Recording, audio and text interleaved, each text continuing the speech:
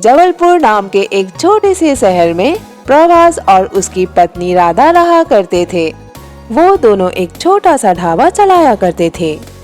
प्रभास और राधा ढाबे में खाना बनाते थे और आसपास के लोग वहाँ खाना खाने आते थे। उनका ढाबा अच्छा चलता था।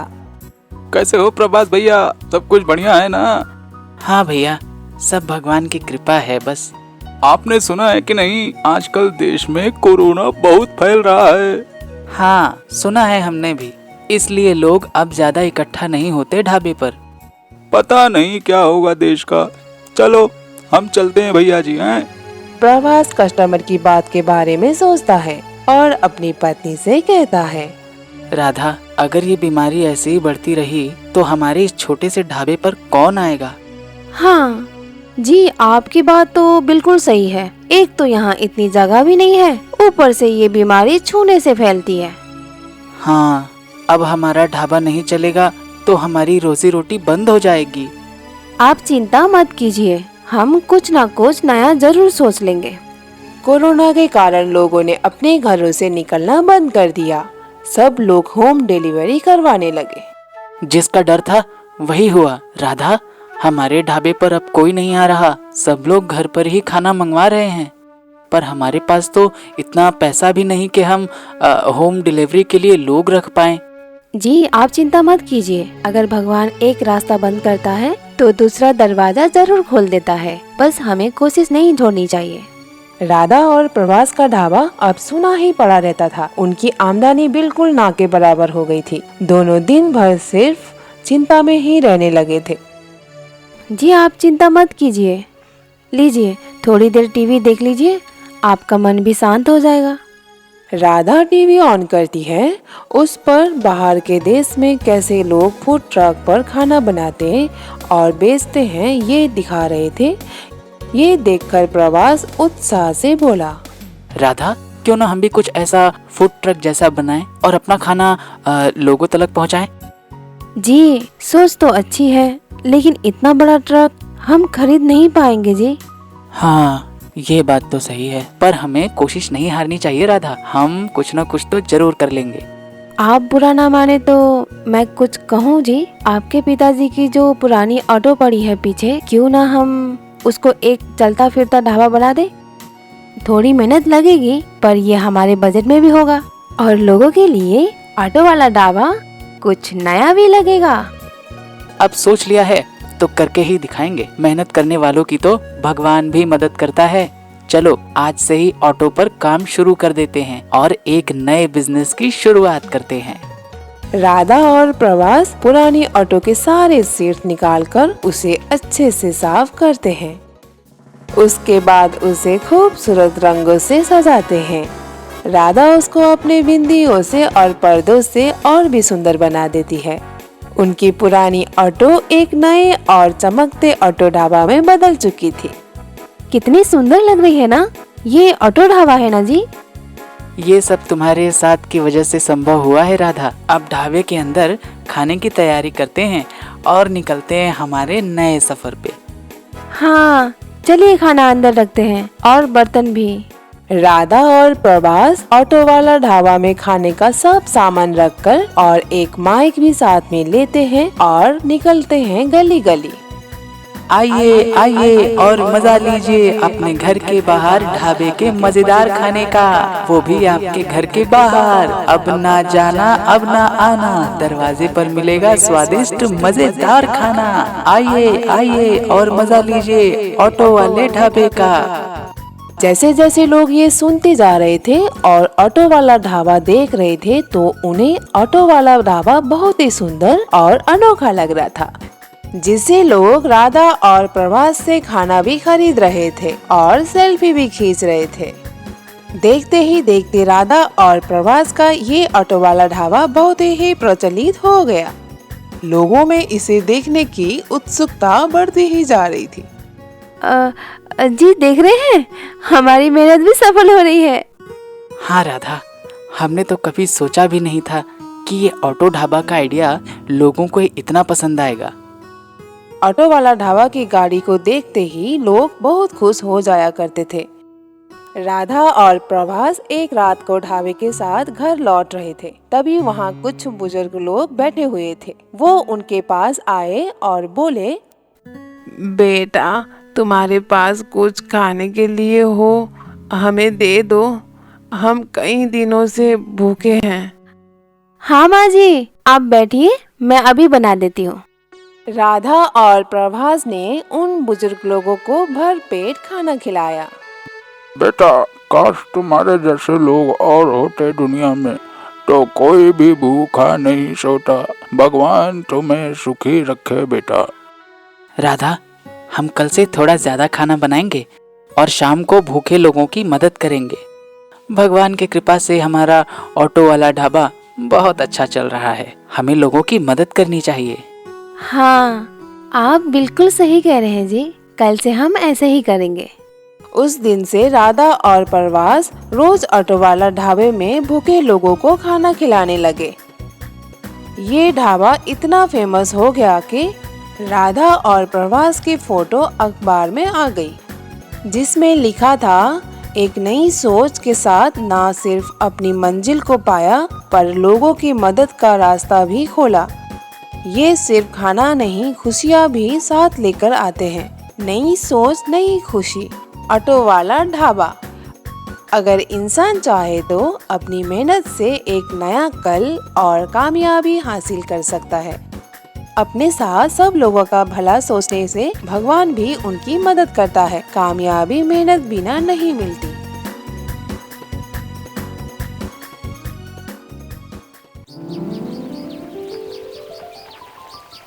ये कहानी है चिंटू की। चिंटू अपने माँ बाप के साथ सारंगपुर नाम के एक छोटे से गांव में रहता था। चिंटू का परिवार काफी गरीब था, लेकिन उन्होंने चिंटू को अच्छे संस्कार देने में कोई कमी नहीं की। चिंटू उम्र में छोटा होकर भी काफी समझदार था और अपने घर वालों की मजबूरी को जानता था। हे भगवान, आप तो मेरे घर की हालत जानते हैं। आप कुछ ऐसा चमत्कार कर दीजिए जिससे मैं अपने माँ और बाबा की तकलीफ दूर कर दूं। चिंटू प्रसाद लेकर घर की ओर बढ़ने लगा। तभी उसे दिखाई देता है कि पेटू एक कुत्ते के एक छोटे से पिल्ले को तकलीफ दे रहा है। पेटू, ये क्या कर रहे हो?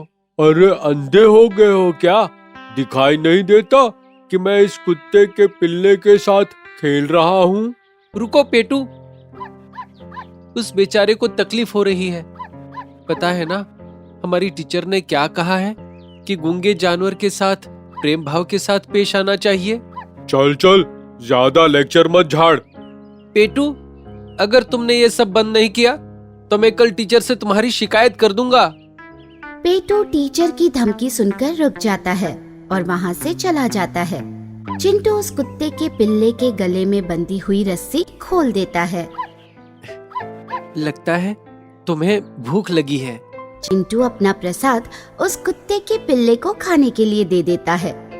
प्रसाद खाते ही कुत्ते का पिल्ला एक जिन में बदल जाता है। चिंटू उसे देखकर डर जाता है। तुम कौन हो? मैं हूँ जीन जॉनी जनार्दन। तुम्हारे अच्छे बर्ताव से मैं खुश हो गया हूँ। क्या सच में तुम जीन हो? अरे हाँ भाई, यकीन नहीं हो रहा? ये देखो मेरा आधार कार्ड। मतलब तुम सच में मेरे लिए कुछ भी करोगे? अरे हाँ, बोलो बोलो तुम्हें क्या चाहिए? चॉकलेट का पेड़, आइसक्रीम का तालाब, या फिर और कुछ? मैं तुम्हारी कोई भी 3 विश पूरी करूंगा। हाँ, पहले तो मुझे नए कपड़े चाहिए। जो हुकुम मेरे आका। अरे वाह, ये तो सचमुच का जादू है। जादू वादू कुछ नहीं होता चिंटू। देखो, अगर तुम्हारा फायदा हुआ है तो किसी का न किसी का नुकसान जरूर हुआ है। मतलब अभी तुम्हारे पास कपड़े आए हैं? हाँ। तो वहां देखो।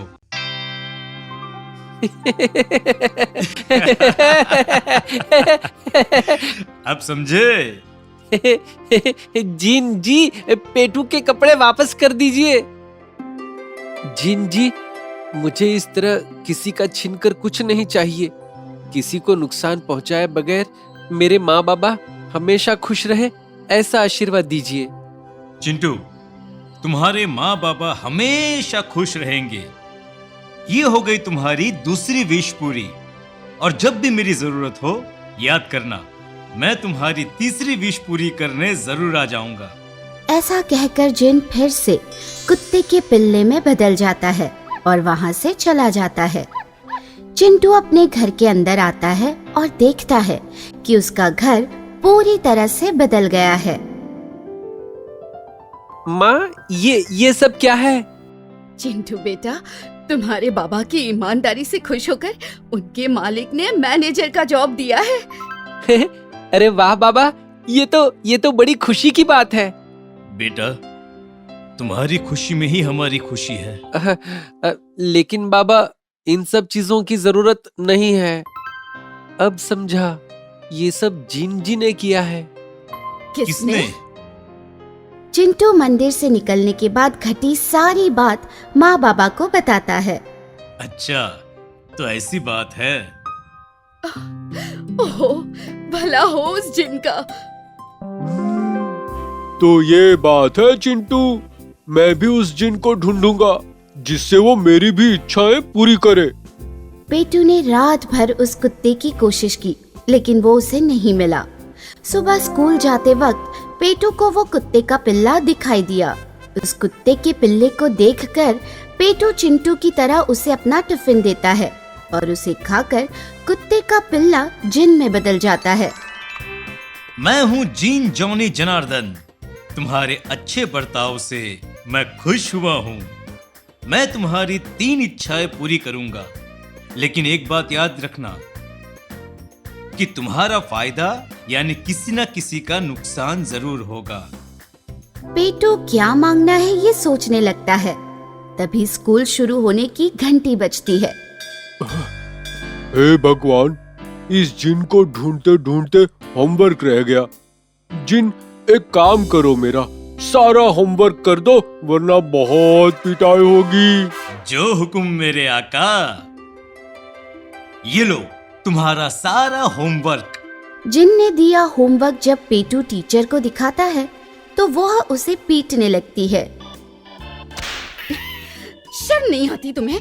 एक तो खुद होमवर्क नहीं करते हो और चिंटू का होमवर्क चुराकर मुझे दिखाते हो। सॉरी मैडम, माफ कर दीजिए। सॉरी नहीं, कल तुम्हारे पेरेंट्स स्कूल में आने चाहिए, वरना तुम्हें क्लास में नहीं लूंगी, समझे? पापा स्कूल में आ गए तो बहुत पिटाई होगी। जिन, ये तुमने क्या कर दिया? अरे भाई, मैंने तो पहले ही बताया था, जो तुम्हारे पास आएगा वो किसी न किसी से जरूर जाएगा। लेकिन तुमने मेरी बात नहीं सुनी।